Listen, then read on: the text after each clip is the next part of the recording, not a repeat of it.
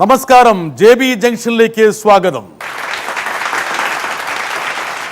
സംഗീതജ്ഞനായ പണ്ഡിറ്റ് രമേശ് നാരായണനും സംഗീതജ്ഞയായ മകൾ മധുശ്രീയുമായിരുന്നു കഴിഞ്ഞ ദിവസം നമ്മുടെ അതിഥികൾ. ഇരുവരുമായിട്ടുള്ള സംഭാഷണം, അവരുടെ സംഗീത സബരിയിലൂടെയുള്ള പ്രയാണം ഈ എപ്പിസോഡിലും തുടരുകയാണ്. വരട്ടെ. എൻ്റെ പരിപാടികളിൽ സംഗീതത്തിന് പ്രധാനമായ ഒരു പ്രാധാന്യമുണ്ട്. അപ്പോൾ എന്താണ് എനിക്ക് വേണ്ടത് എന്നെൻ്റെ മനസ്സിലുണ്ട്. പക്ഷേ എനിക്ക് സംഗീത സംവിധായകനോട് അത് പറഞ്ഞു കൊടുക്കാൻ അറിയില്ല. കാരണം സംഗീതത്തിലുള്ള പാണ്ഡിത്യം എനിക്കില്ല എന്നുള്ളത് കൊണ്ടാണ്. പക്ഷേ രമേശ് നാരായണനെ സംബന്ധിച്ചിടത്തോളം ഞാൻ ഈ കഥ പറയുമ്പോഴോ എൻ്റെ സിറ്റുവേഷൻ പറയുമ്പോഴോ എൻ്റെ മനസ്സ് വായിച്ചറിഞ്ഞ് ഞാൻ എന്താണോ മനസ്സിൽ ഉദ്ദേശിച്ചത് അത് പാടിത്തരാനോ ആ സംഗീതം തരാനോ അദ്ദേഹത്തിന് കഴിയുന്നു എന്നതാണ് ഈ ആത്മബന്ധത്തിൻ്റെ ഒരു ബലം എന്ന് പറയുന്നത്. ഞങ്ങളുടെ ഈ ബന്ധത്തിൽ എവിടെയോ എപ്പോഴോ ദൈവത്തിൻ്റെ കയ്യൊപ്പ് വീണിട്ടുണ്ട് എന്ന് ഞാൻ വിശ്വസിക്കുന്നു. രമേശിന് അങ്ങനെ തോന്നുന്നുണ്ടോ? ഒരു കയ്യൊപ്പ് ഉണ്ടോ? തീർച്ചയായിട്ടും ആ കമ്മ്യൂണിക്കേഷനാണ് കാര്യം. നമ്മൾ ഒരു ആർട്ടിസ്റ്റുമായിട്ട് ഇപ്പം മോർച്ച സാർ പറഞ്ഞ സത്യമാണ്, കമ്മ്യൂണിക്കേറ്റ് ചെയ്യണം. ഒരു ആർട്ടിസ്റ്റ് ഒരു മ്യൂസീഷ്യൻ ആദ്യമായിട്ട് വേണ്ടത് കമ്പോസ് ചെയ്യുന്നുണ്ടെങ്കിൽ അവൻ ഒബ്സർവ് ചെയ്യാൻ പറ്റണം ചുറ്റുപാടുകൾ. ഈ ഒബ്സർവേഷൻ തന്നെയാണ് ഒരു മനസ്സിനെയും ഒബ്സർവ് ചെയ്യാൻ പറ്റുന്നത്. ചുറ്റുപാടുകളെ ഒബ്സർവ് ചെയ്യണം എപ്പോഴും.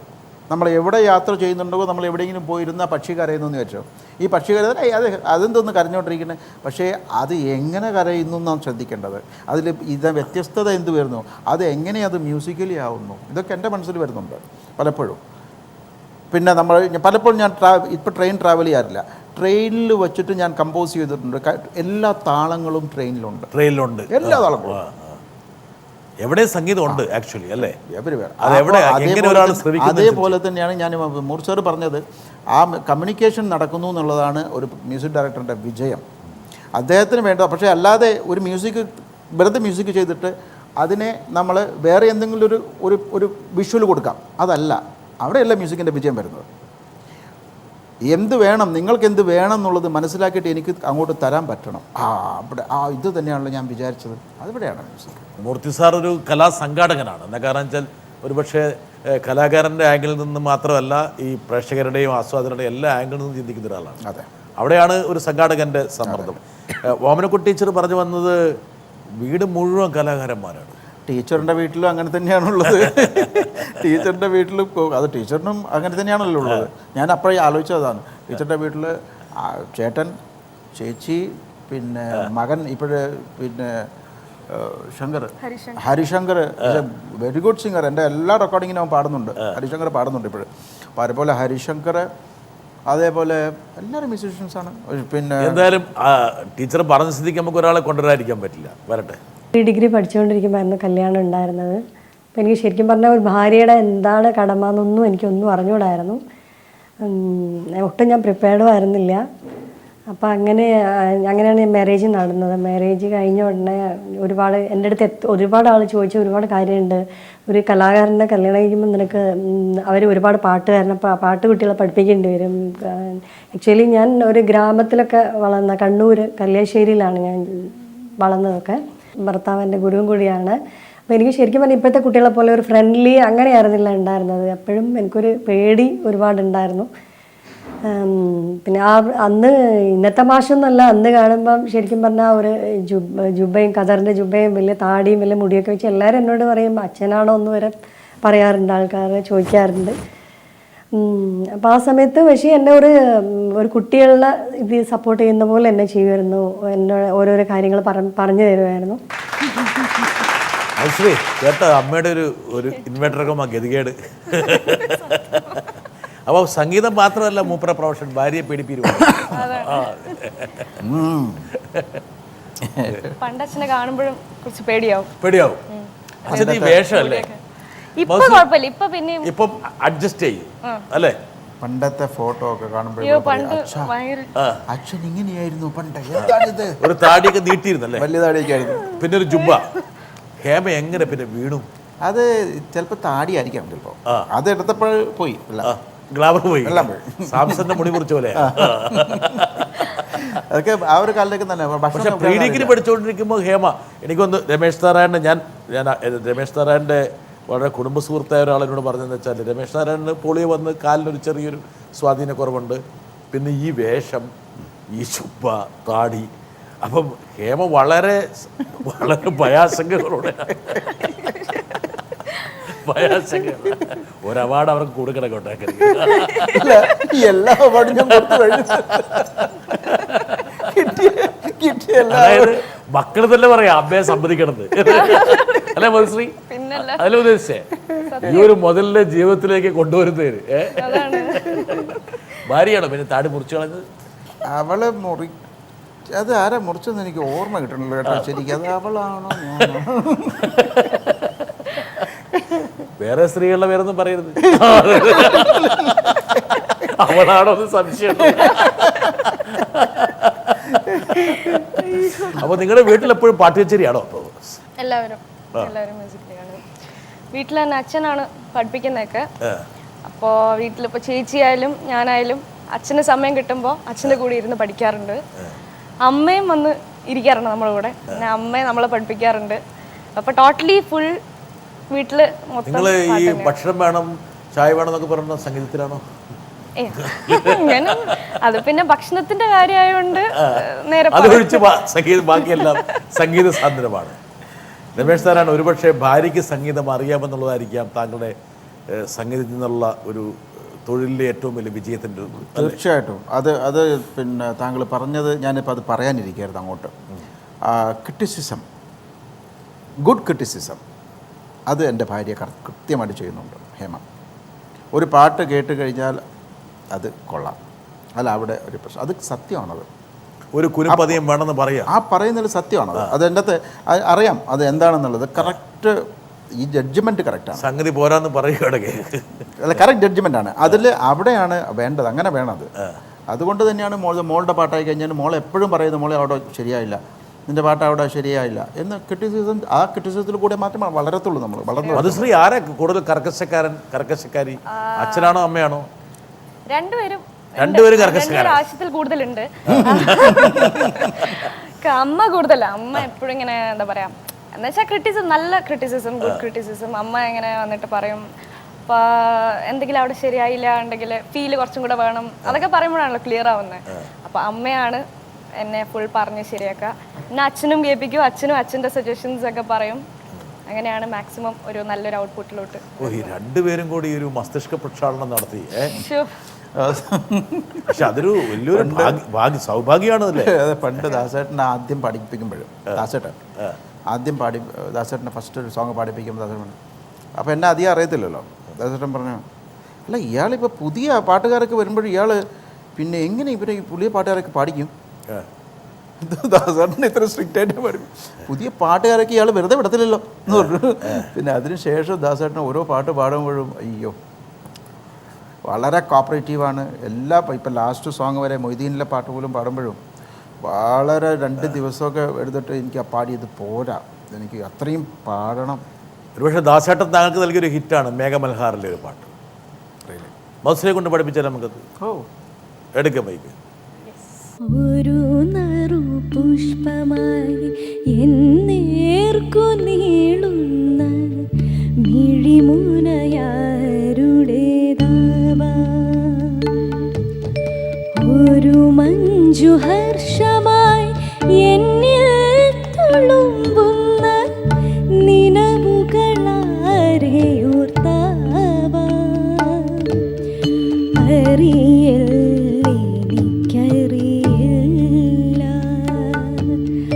പറയുന്നു സംഖ്യതൻ മൗനം മൗനം, ഒരു നറു പുഷ്പമായി എന്നേർക്കു നീളുന്ന മിഴിമുനയാരുടേതാവാ.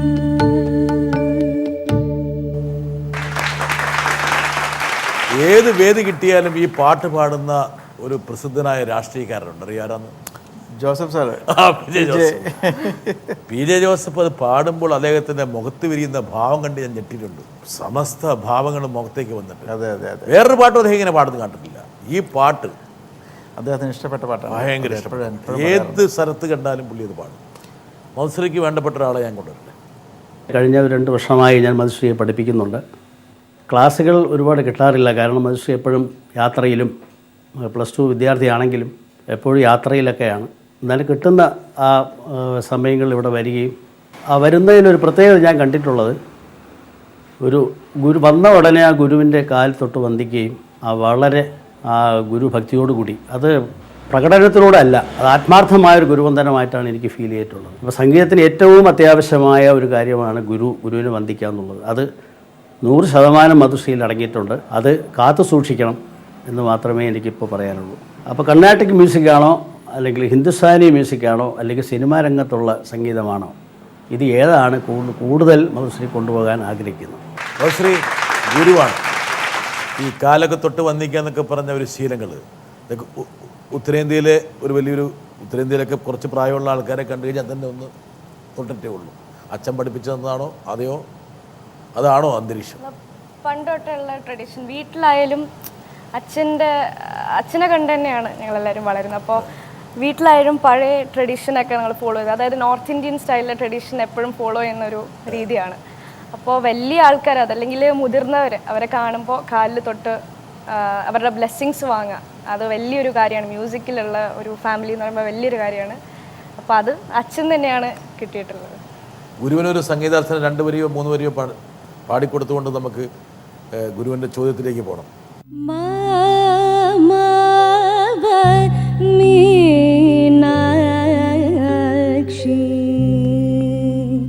രാജമദങ്കി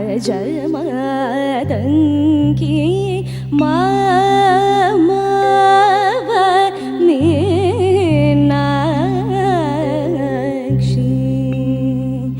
രാജമദങ്കി മാണിക്യവല്ലകി വാണി മധുര വാണി വരാളി വേണി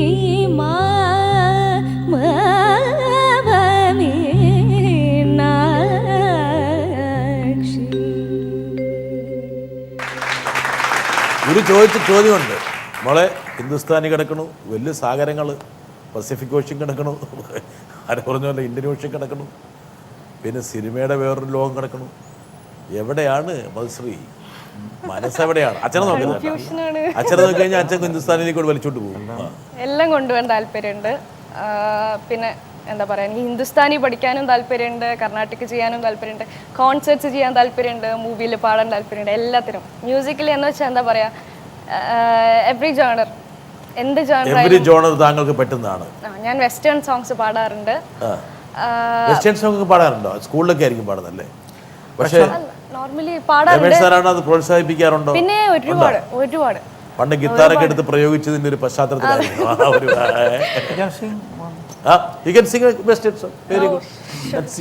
ആൾക്കാർ അറിയട്ടോ മധുശ്രീന്റെ ഒരു എന്താ പറയുക വൈവിധ്യമാർന്ന തലങ്ങൾ മനസ്സിലാക്കട്ടെ.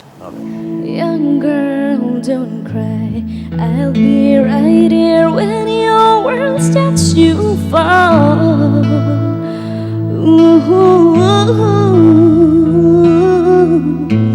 Young girl, it's alright. Your tears will dry. You'll soon be free to fly.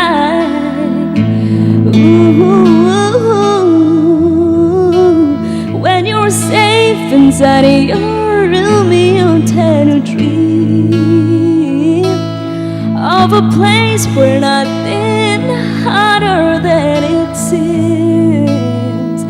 No one ever wants or bothers to explain. Is it heartache life can bring in what it means when there's no one else? Look inside yourself like your oldest friend. Just trust the voice within. When you're a slave one day, you can never say, you will never seek it, and trust the voice within.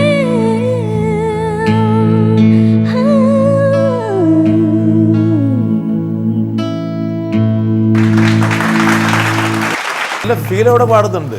പല ടൂറിന് പോകുമ്പോഴേ ഇവിടെ വരാറുണ്ട്, US ടൂറിലൊക്കെ വരാറുണ്ട്. അപ്പോൾ അവിടെ loss Angeles miss Daniel അവൻ്റെ കുറച്ച് കോച്ചിങ് കൊടുത്തു. അവർ പറഞ്ഞു കൊടുത്ത ഒരു സോങ് ആണത് US. അപ്പോൾ ഇവിടെ നിർത്തിയാൽ പോരാ, നമ്മൾ വല്ല മടയിലേക്ക് പറഞ്ഞു വിടണം. അപ്പോൾ ഞാൻ ആലോചിച്ചിരുന്നു അവിടെ ഒരു പ്ലാൻ ചെയ്യുന്നുണ്ട് കുറച്ച് കാര്യങ്ങൾ. അല്ല, അതിനിടയിൽ ഈ പഠിത്തം 12 അല്ലേ അല്ലേ, വളരെ ക്രൂഷ്യലാണ്. അതെ, ആ പ്രൊഫഷനെ കുറിച്ചൊന്നും മോളെ ചിന്തിക്കുന്നില്ലേ? എഞ്ചിനീയർ, ഡോക്ടർ, അങ്ങനെ പല പല ഇല്ല ഇല്ല, അത് വേണ്ടെന്നുള്ള അല്ലല്ല, അത് ചിന്തിച്ചിട്ടില്ല, ഇപ്പോഴും ചിന്തിച്ചിട്ടില്ല. ഇല്ല ഇല്ല, മ്യൂസിക് മാത്രം പോട്ടെ എന്ന് വെച്ചിട്ട്. മ്യൂസിക്കാണ് ഒരു പ്രൊഫഷനായിട്ട് താങ്കൾ കാണുന്നത്? അത് തന്നെ ആയിരിക്കും വരിക. അത് തന്നെ ആയിരിക്കും. പിന്നെ ഡെഫിനറ്റ്ലി. അപ്പം മറ്റു കാര്യങ്ങളിൽ പോയി തലകൊണ്ട് അടിക്കേണ്ട ആവശ്യമില്ല. എന്തിനാ വെറുതെ സ്റ്റഡി നടക്കട്ടെ, ഡിഗ്രി കഴിയട്ടെ. രമേശ് സാർ, എന്തൊരു സൗഭാഗ്യം കിട്ടിയൊരു ജനറേഷൻ ആണല്ലേ നമ്മുടെ കാലഘട്ടത്തിൽ. ഇങ്ങനെ വല്ലതും ഉണ്ടോ? മാത്രമല്ല, താങ്കൾ തന്നെ പറഞ്ഞു, താങ്കൾ തിരുവനന്തപുരത്ത് വന്ന് 2 പേര് വന്നു കഴിഞ്ഞാൽ ഇരിക്കാൻ സ്ഥലമില്ല. എന്തൊരു അനിശ്ചിതത്വമായിരുന്നു ജീവിതത്തെക്കുറിച്ച്. തീർച്ചയായിട്ടും. സംഗീതം താങ്കൾക്ക് 3 നേരത്തെ ഭക്ഷണം ഉറപ്പുവരുത്തുമെന്ന് താങ്കൾ എപ്പോഴെങ്കിലും വിചാരിച്ചിരുന്നു? ഇല്ല, ഞാൻ പഠിക്കാൻ പോണത് എന്തിനു പഠിക്കാൻ പോണോ? അന്നൊന്നുമില്ല, മീഡിയ ഇല്ല, ഒരു രീതിയിലും ഇല്ല. ഞാൻ പഠിക്കുന്നു, ഗുരുജിയുടെ അടുത്ത് എത്തി പഠിക്കുന്നു, പണ്ഡിറ്റ് ജോസായിയുടെ വീട്ടിൽ കയറി പോകുന്നു, പഠിക്കണമെന്ന് പറയുന്നു, അദ്ദേഹം പറ്റത്തില്ലെന്ന് പറയുന്നു. അതിനുശേഷം ഞാൻ കരഞ്ഞുകൊണ്ട് തിരിച്ചു പോകുമ്പോൾ തിരിച്ചു വിളിക്കുന്നു ഗുരുജി. എന്നിട്ടാണ് ഗുരുജി പറയുന്നത്, ഓക്കെ ബോംബെയിൽ നിൽക്കാൻ പറ്റുമെന്ന് ചോദിക്കുന്നു. ഞാൻ പറഞ്ഞു എൻ്റെ ഒരു ഫ്രണ്ട് ഉണ്ടായിരുന്നു, അവൻ്റെ കൂടെ നിൽക്കാമെന്ന് വിചാരിച്ചു. എന്നിട്ട് തിക്കും തിരക്കിൽ ഞാൻ 20 മിനിറ്റ്സ് ഞാൻ ദാദറിന്ന് ബോറിവില്ലി വരെ പോകണം. ദാദർ ടു ബോറിവില്ലി ലോക്കൽ ട്രെയിൻസിൽ ഓടിക്കയറണം. അന്ന് അവിടെ ബോംബെയിലെ ട്രെയിൻ അന്നും ഇന്നുമല്ല ഇങ്ങനെ തന്നെയാണ്. ഓടിക്കയറിയിട്ട് ഗുരുജിയുടെ അടുത്ത് വരും, പോവും. അങ്ങനെയായിരുന്നു. ഓടിക്കയറി ട്രെയിനിൽ നിന്ന് ഇറങ്ങുമ്പോൾ ചിലപ്പോൾ നമ്മുടെ കൂടെ ഒരാളുണ്ടാവും, എന്നാൽ നമ്മൾ ഒട്ടിപ്പിടിച്ചിരിക്കും. ഒരാൾ പോലെ പുറത്തുണ്ടാവും വേണമല്ലേ. മാസങ്ങളോളം ഇങ്ങനെയാണ്, വർഷങ്ങളോളം ഇങ്ങനെയാണ് പോയിക്കൊണ്ടിരുന്നത്. പിന്നെയാണ് കുറേ കഴിഞ്ഞപ്പോൾ ഗുരുജിയുടെ ഒരു ഫ്ലാറ്റ് ഉണ്ടായിരുന്നു, അവിടെ ശിഷ്യന്മാർക്ക് താമസിക്കാൻ വേണ്ടിയിട്ട്. അപ്പോൾ ഞാനും കുറച്ചവിടെ കയറി പറ്റി, മൂല കയറി പറ്റി. പയ്യെ. അതെ, പിന്നെ അങ്ങനെയൊക്കെയാണ് എൻ്റെ ജീവിതം പോയത്. അപ്പോഴും എന്തിന് പഠിക്കുന്നു എല്ലാവരും ചോദിക്കുകയാണ്. കുടുംബത്തിൽ എല്ലാവരും ചോദിക്കുക, എന്തിനാ ഇവൻ പഠിക്കുന്നത്, ഹിന്ദുസ്ഥാനി പഠിക്കുന്നത്, എന്താണ് സംഭവിക്കാൻ പോണത്, ഇവിടെ ഒന്നും സംഭവിക്കാൻ പോകില്ല. വല്ല ബാങ്കിലോ അവിടെ ഇവിടെയോ എന്തെങ്കിലും ടെസ്റ്റൊക്കെ എഴുതി ജോലി കിട്ടും. ഞാൻ പോയില്ല, എനിക്കിത് മാത്രം മതി എന്നുള്ള മനസ്സിലുള്ളൂ. എന്താവണം എന്നുള്ള, സംഗീത സംവിധായകനാണോ. പിന്നെ പൂനെയിൽ ഇരുന്നപ്പോൾ അവിടെ ഫിലിം ഇൻസ്റ്റിറ്റ്യൂട്ടുമായി ബന്ധപ്പെട്ടിട്ട് ചെറിയ വർക്കുകൾ ചെയ്താൻ തുടങ്ങി. പിന്നെ ചെറിയ കോൺസേർട്ട്സ് ചെയ്യാൻ തുടങ്ങി, അമ്പലങ്ങളിൽ പാടാൻ തുടങ്ങി. അവിടെ കർണാടക സംഗീതം ഹിന്ദുസ്ഥാനിയൊക്കെ മിക്സ് ചെയ്ത് പാടാൻ. ആദ്യത്തെ പ്രതിഫലം എവിടെയായിരുന്നു? പൂനെ തന്നെ. എത്ര രൂപ കിട്ടി? അത് കൃത്യമായിട്ട് എനിക്ക് ഓർമ്മയില്ല. കിട്ടിയതെടുത്ത് പോകാൻ എന്തായാലും 500 രൂപയൊക്കെ കിട്ടിയിട്ടുണ്ട് ആ സമയത്ത്. 500 രൂപയൊക്കെ കിട്ടിയിട്ടുണ്ടെന്ന് എൻ്റെ ഓർമ്മ. എനിക്ക് എല്ലാവർക്കും കൊടുക്കണമല്ലോ, എന്നാൽ ഇൻഷുറൻസ് അവരെ പേര് പറഞ്ഞിട്ട് വാങ്ങിക്കും. ഇവരൊക്കെ കൊടുക്കണം കേട്ടോ, ഇത്രയും പൈസ കൊടുക്കണം, എന്നിട്ട് കുറച്ച് പൈസ പൊക്കട്ടാക്കും, അപ്പുറത്ത് നമുക്ക് ഭക്ഷണം കഴിക്കണ്ടേ. സത്യമായിട്ടും ഇതാണ് ഉണ്ടായിട്ടുള്ളത്. കാര്യം അവർക്ക് കൃത്യമായിട്ട് കൊടുക്കും, പക്ഷെ എന്തെങ്കിലും ഇത്രയും വേണമെന്ന് പറഞ്ഞിട്ട് കൂട്ടിയിട്ട് പറയും. എന്നിട്ട് എന്തെങ്കിലും നമുക്ക് പൈസ പറയാൻ പറ്റത്തില്ലല്ലോ, അന്ന് എങ്ങനെ ജീവിക്കും? ട്രിവാൻഡ്രത്ത് വന്നപ്പോൾ ഒരു കോൺഫിഡൻസ് കിട്ടിയോ? അത് ട്രിവാൻഡ്രത്ത് വന്നപ്പോഴും താങ്കൾക്ക് ഇത് ഈ വരവ് ഒരു ബുദ്ധിപരമായ വരവാണോ, ഇവിടെ ഉറപ്പിക്കാൻ പറ്റുമോ? ചിന്തിച്ചിട്ടില്ല. അന്നൊക്കെ ജീവിക്കാനുള്ള ചുറ്റുപാടുകൾ ഉണ്ടായിരുന്നു. എങ്ങനെയൊക്കെയോ പൈസ വരുന്നുണ്ട് കയ്യിൽ, എങ്ങനെയൊക്കെയോ മ്യൂസിക് കൊണ്ട് തന്നെ പൈസ ഉണ്ടാവുന്നുണ്ട് കയ്യിൽ, ജീവിക്കാനുള്ള പൈസ ഉണ്ടാവുന്നുണ്ട്. അതെങ്ങനെയെന്ന് എനിക്ക് മനസ്സിലായിട്ടില്ല. ഇപ്പോഴും ദൈവത്തിന് ഞാൻ തിരിഞ്ഞ് നോക്കുമ്പോൾ എങ്ങനെ പൈസ ഉണ്ടായെന്ന് അങ്ങനെ അറിയില്ല. പക്ഷേ അന്ന് ഗിറ്റാർ വായിക്കും, സിത്താർ വായിക്കും. പെട്ടെന്ന് തന്നെ സിത്താറൊക്കെ പഠിച്ചു ഞാൻ. അപ്പോൾ തന്നെ പെട്ടെന്ന് തന്നെ പഠിച്ചു. സിത്താർ അത്യാവശ്യം വായിക്കാനുള്ള രീതിയിലൊക്കെ പഠിച്ചു. താങ്കൾ ട്രിവാൻഡ്രത്തിൽ ലാൻഡ് ചെയ്യുമ്പോൾ ഈ വേഷത്തിലാണ് വന്നിരിക്കുന്നത്? ഞാനൊരു കുർത്ത തന്നെയാണ്, പൈജാമ കുർത്ത.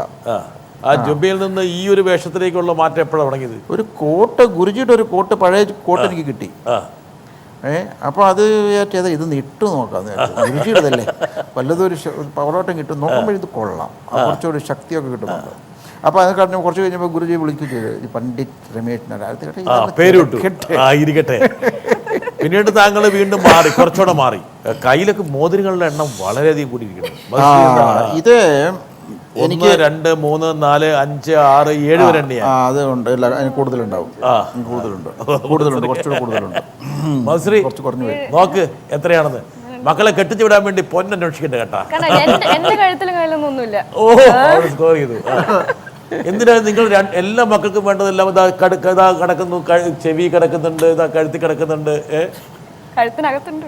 അകത്ത് വലിയൊരു ചെങ്ങനാണ് പെട്ടെന്ന് ഒരു 19 പവന്റെ. രമേശ് ഈ ഒരു ശൈലിയിലേക്ക് മാറിയതെന്താണ്? ഇതൊരു അല്ല, വിശ്വാസം. ഇത് സ്റ്റോണ് നോർത്ത് ഇന്ത്യൻ അറിയാമല്ലോ, അറിയുന്നവരറിയാം. അങ്ങനെ ഉപയോഗിക്കുന്ന സ്റ്റോൺസ് ആണ് പലതും ഇതിൻ്റെ അകത്ത്. ഈ സ്റ്റോൺ നമ്മുടെ ശരീരം തൊടാൻ പാടില്ല അല്ലേ? അവിടെ തൊടണം, ടച്ച് ചെയ്യണം. ടച്ച് ചെയ്യണം. ടച്ച് ചെയ്യാതെ ഇരുന്ന് കഴിഞ്ഞാൽ അപകടമാണ്. ചെയ്യണമെന്നാണ് അതിൻ്റെ, അല്ലെങ്കിൽ അതിന് യൂസ് ഇല്ല. നമ്മുടെ ബോഡിയിലേക്ക് അതിൻ്റെ സ്റ്റോൺ ഏതാണ് ഏതാണ് ഏതാണ് റേസ്. ഇത് മെയിനായിട്ടുള്ള സ്റ്റോൺ ഞാൻ ഉപയോഗിക്കുന്നത്, എൻ്റെ ബേർഡ് സ്റ്റോൺ എന്ന് പറയുന്നത് പിന്നെ ഇതാണ്, എന്താണ് നമ്മുടെ yellow sapphire. Okay, yellow sapphire. അപ്പം യെല്ലോ സഫയർ കൈകളും നിങ്ങൾ സൂക്ഷിക്കണം. എന്താ കാരണം വെച്ചാൽ വിലപിടിപ്പുള്ള ഒരുപാട്. മാത്രമല്ല മൻസൂറി, നിങ്ങൾക്കൊന്നും കിട്ടാത്ത സൗഭാഗ്യമുണ്ട്. എന്നോടൊരാൾ പറഞ്ഞിട്ടുണ്ട്, അദ്ദേഹം പാടി ആൾക്കാരെ ഇങ്ങനെ കോൾമേർ കൊള്ളിക്കുകയും അന്തരീക്ഷത്തെ മാറ്റിമറിക്കുകയും ചെയ്യുമ്പോൾ പലരും പണക്കിഴികൾ എറിയാറുണ്ട്. അദ്ദേഹത്തിൻ്റെ മുമ്പിൽ അബുദാബിയിൽ വെച്ച് ഒരാൾ വിലപിടിപ്പുള്ള ഒരു കിഴി എറിഞ്ഞു. ഒരു വ്യവസായി, എനിക്കറിയാം, നമുക്കറിയാം, വളരെ അടുത്തറിയാവുന്നതാണ്. ഉണ്ടായിരുന്നു കേട്ടോ. ബി ആർ ഷെട്ടി, നമ്മുടെ UAE എക്സ്ചേഞ്ചിൻ്റെ. അദ്ദേഹത്തിനെ ഭക്ഷണത്തിന് വിളിച്ചു. അതിനുശേഷം അദ്ദേഹം മുന്നിൽ കിഴിവെച്ചു. ഒന്ന് ഞെട്ടി. പക്ഷേ രമേശ് നാരായണൻ സംഗീതത്തിന് മുമ്പിൽ ആരും കുമ്പിട്ട് പോകും. പ്രത്യേകിച്ച് താങ്കളെപ്പോലുള്ള അന്ന് അവിടെ തലേദിവസം കോൺസെർട്ടിൽ ഇദ്ദേഹം വന്നപ്പോൾ ഞാൻ മൽഹാർ രാഗം പാടിയപ്പോൾ മഴ പെയ്തു അവിടെ അബുദാബിയിൽ. മഴ റയറാണ്, മഴ ഉണ്ടാകുന്നതിന് സംശയമാണ്. മക്കളുണ്ടായിരുന്നു, ഇവരുണ്ടായിരുന്നു, മധുവന്തിയും സ്റ്റേജിലുണ്ട്. അന്ന് എൻ്റെ ഒരു ആൽബത്തിൻ്റെ റിലീസിങ് അവിടെ ഉണ്ടായിരുന്നു. ആൽബം റിലീസ് ചെയ്തത് BR ഷെട്ടിജിയാണ്. അത് കഴിഞ്ഞ് കോൺസേർട്ടിന് അല്ല ഓപ്പൺ എയർ ആയിരുന്നു. കോൺസേർട്ട് സ്റ്റാർട്ട് ചെയ്തു. ബരഖാ ബരസേ റിമझिम പാനി നൈനാ ബരസേ ബിന പാനി ബരഖാ ബരസേ റിമझिम പാനി.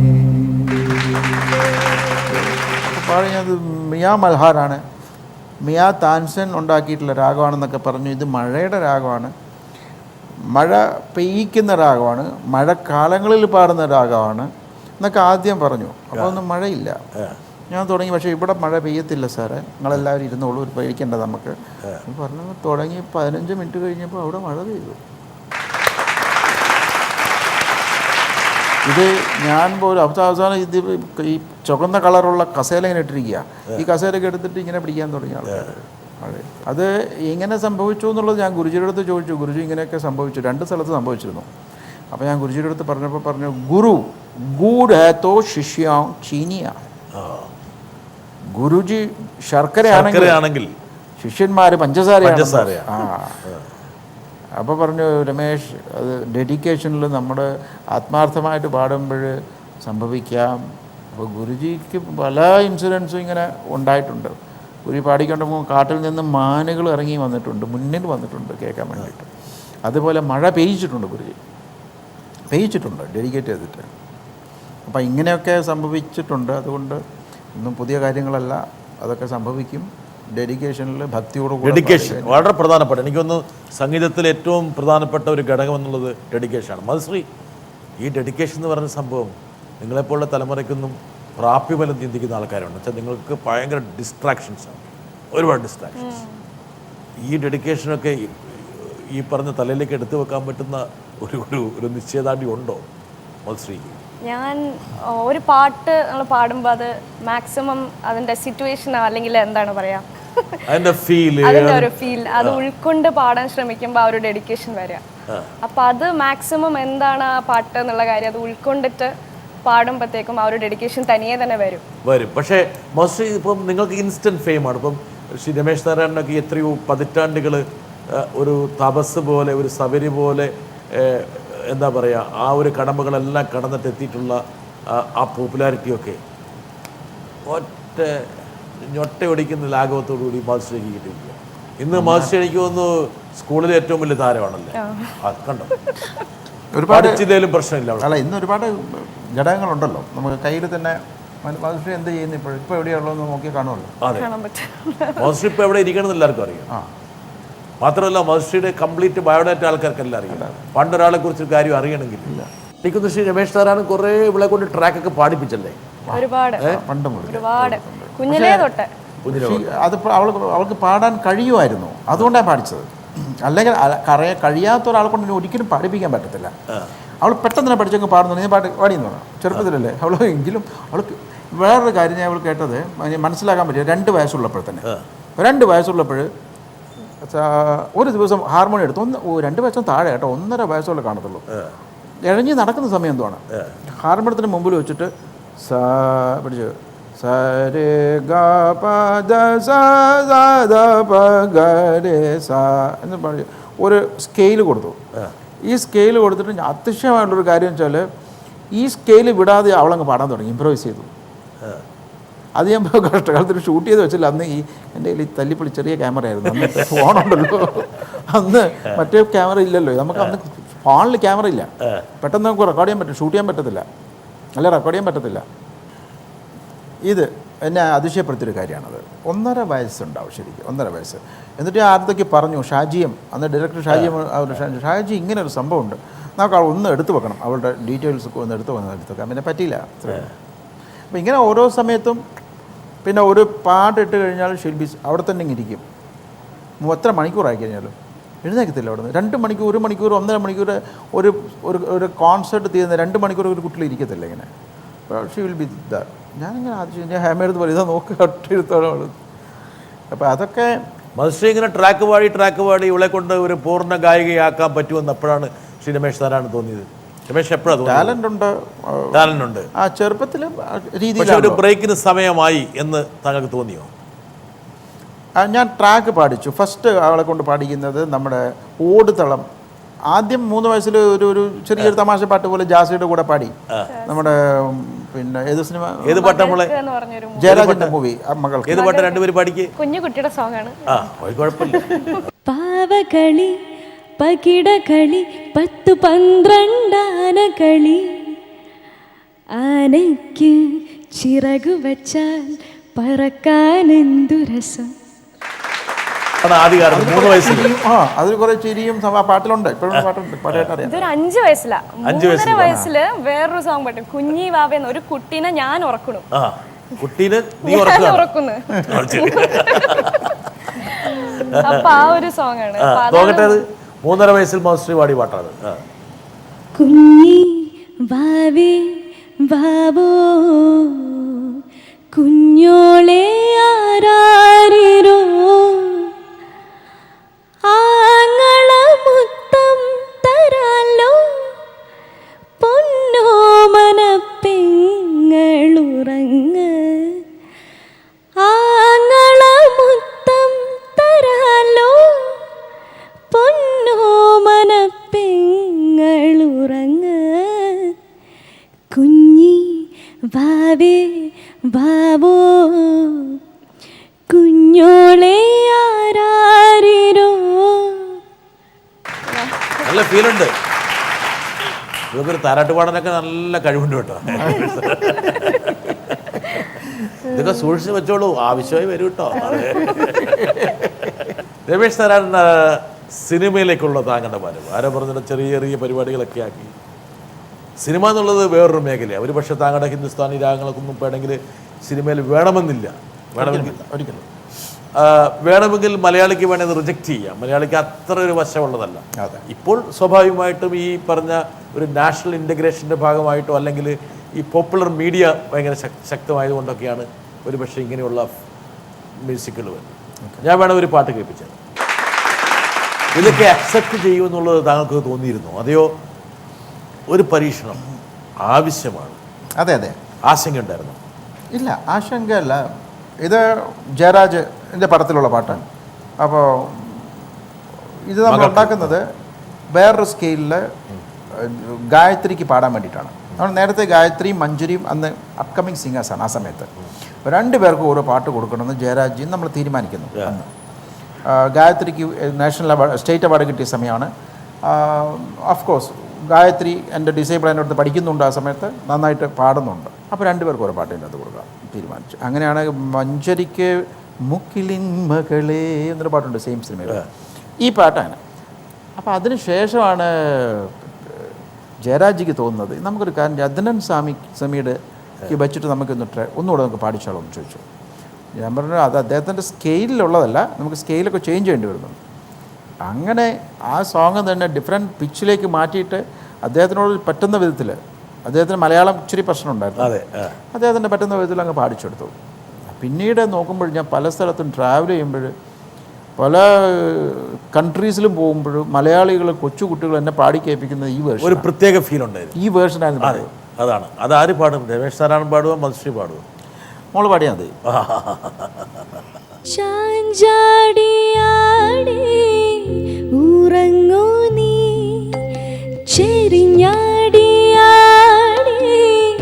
ഉറങ്ങൂ നീ, ആകാശത്തു ഞാലാട് നീ, കാണാക്കിന കണ്ടുറങ്ങ നീ, ചാഞ്ചാടിയാടി ഉറങ്ങ നീ, ചെരിഞ്ഞാടിയാടി ഉറങ്ങ നീ, ആകാശത്തു ഞാലാട് നീ, കാണാക്കിന കണ്ടുറങ്ങ നീ.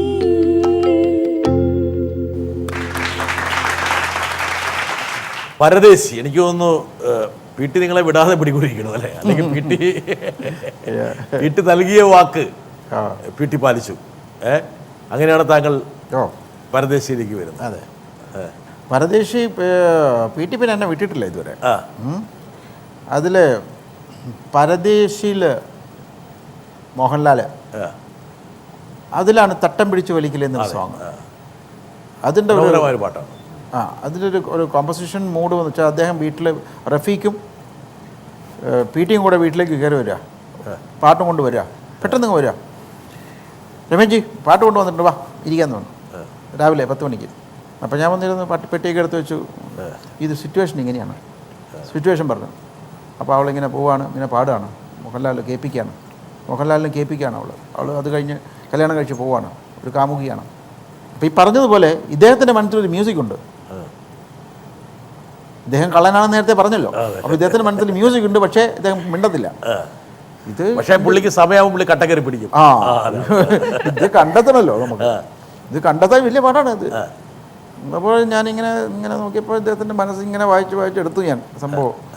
രേ ഗ രേ ഗരി മാ ഗരി പദ മാ പ ഗരി ഗ സരി നി ദ ദ രാ രേ ഗ മ പ ദ പ നി സാ പ ഗ രെ നി സാ ദ മ നി ദ മ ദ പ ഗരി സരി നി the the Re na na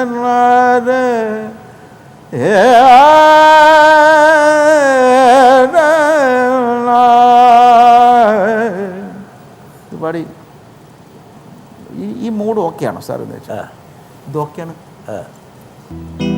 തട്ടം പിടിച്ച് വലിക്കല്ലേ മൈലാഞ്ചി ചെടിയേ,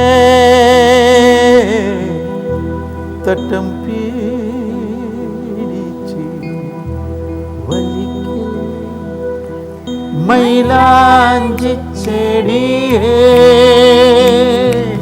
തട്ടം പിടിച്ച് വലിക്കല്ലേ മൈലാഞ്ചി ചെടിയേ, വെള്ളിക്കോലസിന്മേൽ ചുറ്റിപ്പിടിക്കല്ലേ തൊട്ടാവാടി തയ്യേ, തൊട്ടാവാടി തയ്യേ, തൊട്ടാവാടി തയ്യേ, തട്ടം പിടിച്ച് വലിക്കല്ലേ മൈലാഞ്ചി ചെടിയേ.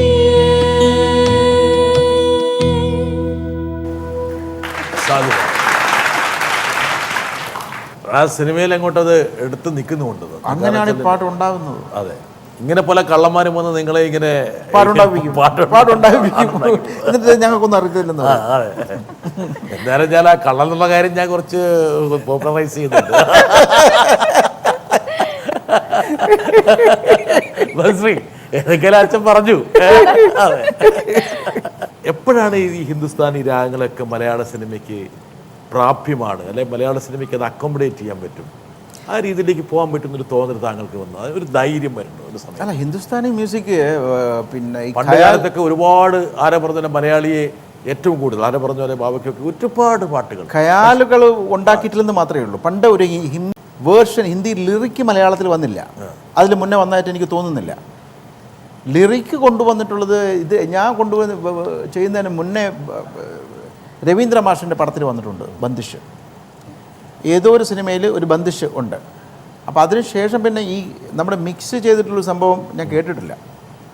ഇത് എനിക്കും അങ്ങനെ വേണമെന്ന് വിചാരിച്ചു ചെയ്തതല്ല, പക്ഷേ അതിൻ്റെ ഒരു സംഭവം ഇതിനകത്ത് നിൽക്കട്ടെ എന്ന് വിചാരിച്ചിട്ട് ആഡ് ചെയ്ത് നോക്കിയതാണ്.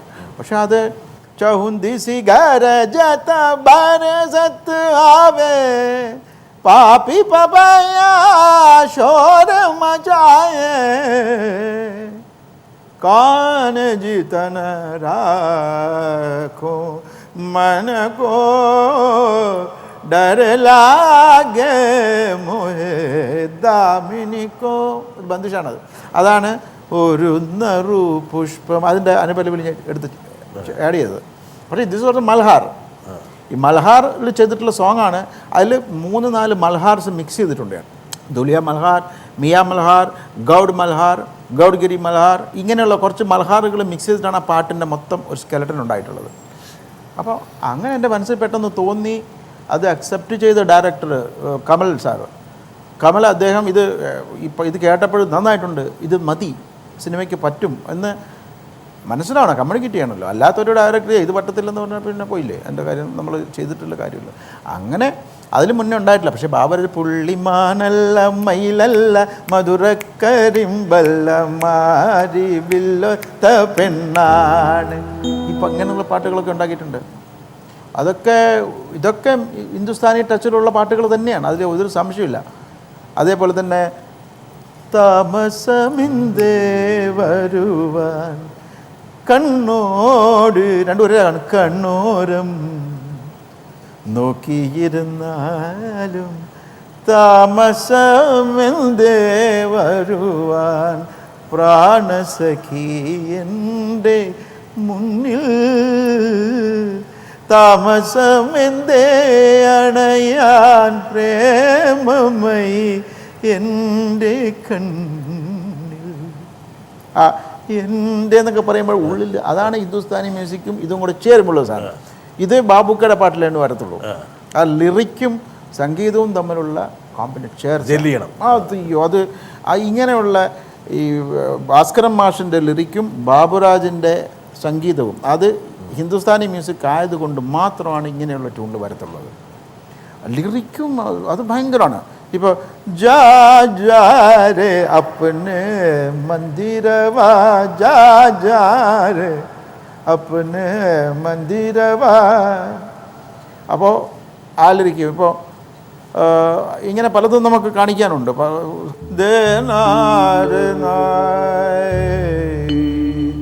ലട്ടൂൽ ജേ സുൽജാ ജാ ബാലം ലട്ടൂൽ ജേ സുൽജാ ജാ ബാലം लटुल जे सुलझा जा जा जा सुलझा सुलझा लटुल जे सुलझा जा बालम हाथन में दिल की मोरे बालम हाथन में दिल की हाथन में दी हाथन में दिल मोरे बालम हाथन में दिल मोरे बालम में दिल ഹാത്തന്നെ മാന്തിലേക്ക് എൻ്റെ കയ്യിൽ മൈലാഞ്ചി ഇട്ടിരിക്കുന്ന പറയാം, നിൻ്റെ കൈ കൊണ്ട് എൻ്റെ പൊട്ട് തൊട്ട് നിന്നിട്ട് പൊയ്ക്കുമെന്ന് പറയാം. കൃഷ്ണൻ്റെ അടുത്ത് പറയാം, രാധ ലട്ട് ഉലിജെ സുൽജാ ജാ ബാലം. ഹാത്തന്നെ എൻ്റെ കയ്യിൽ നിറച്ച് മൈലാണ്ടി ഇട്ടിരിക്കുക, എനിക്ക് ഒന്നും തൊടാനുള്ള ഒരു ഇതില്ല, നീ ഒന്നും തൊട്ട് നിന്നിട്ട് പൊയ്ക്കുമെന്ന് പറയാം.